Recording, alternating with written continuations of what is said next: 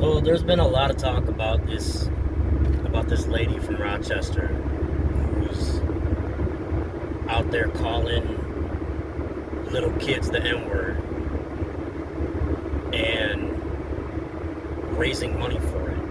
And there's been a lot of opinions going on or going around about this lady. And there's been a lot of really good points that are being made about her, right?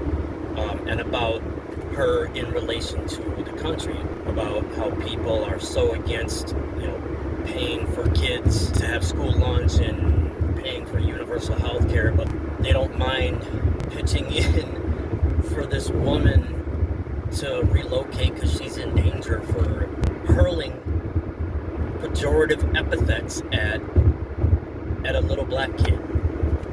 We live in a world where we won't pay for people's basic necessities and to end homelessness, but will donate to a woman for being blatantly, overtly racist towards a child. And all of these are really good points. They're fair points and they're accurate points. One thing that I've noticed, though, that has yet to come up is that this child that she was calling these names is evidently autistic. Yes, it's egregious that she's doing that to a child. It's egregious that she's doing that to an autistic child. It's egregious that she's doing that to an autistic black child. It's egregious that she's doing that to a black child. It's egregious that she's doing that to a black person.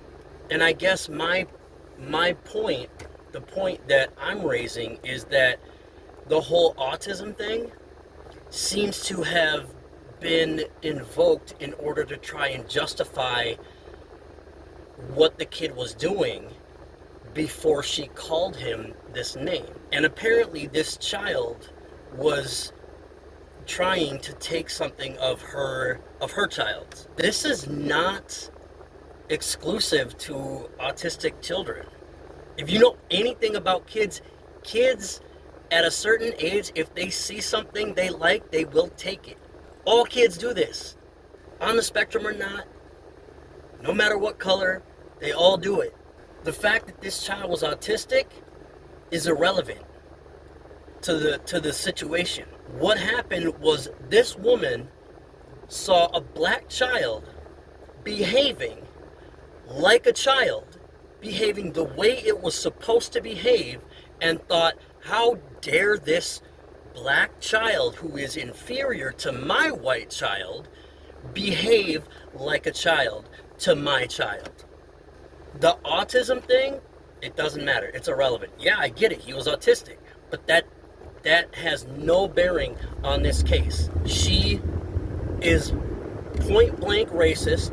We don't need to invoke his autism to try and justify his behavior or explain his behavior, because his behavior is perfectly normal for a child. And that's the bottom line. If you want my opinion on it, even if you don't, I'm going to give it to you. My opinion is that this lady needs to have all of that money taken away.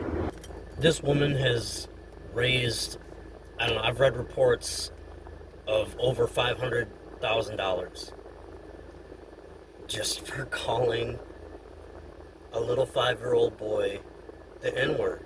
The synopsis that she put up on Give, Send, Go, or GoFundMe, or whichever one, is typical white woman. She said, "Me and my family have been put in dire circumstances."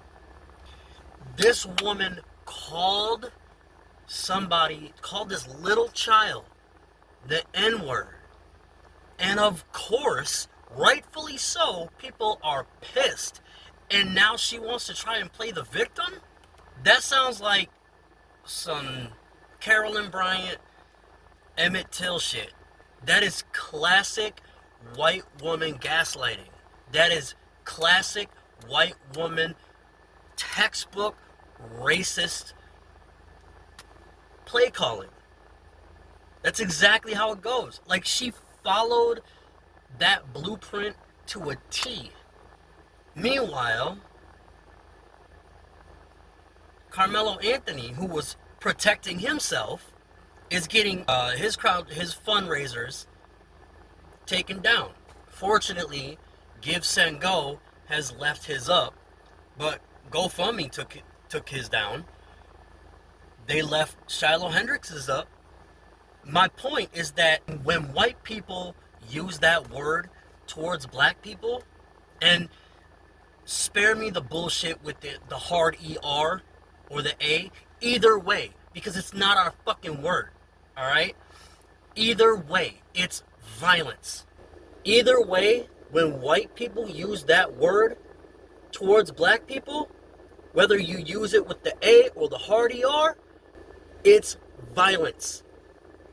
That is violence against black people. And because she used it against a kid, it is now child abuse.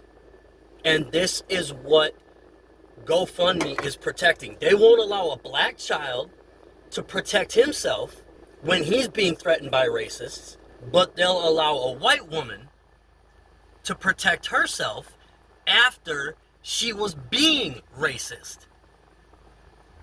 Protect herself. And what it comes down to is that she's trying to use this money to relocate. I don't think there should be anywhere safe for her to relocate to. There should be nowhere safe for Shiloh Hendrix to relocate to. That woman needs to face the consequences of her actions.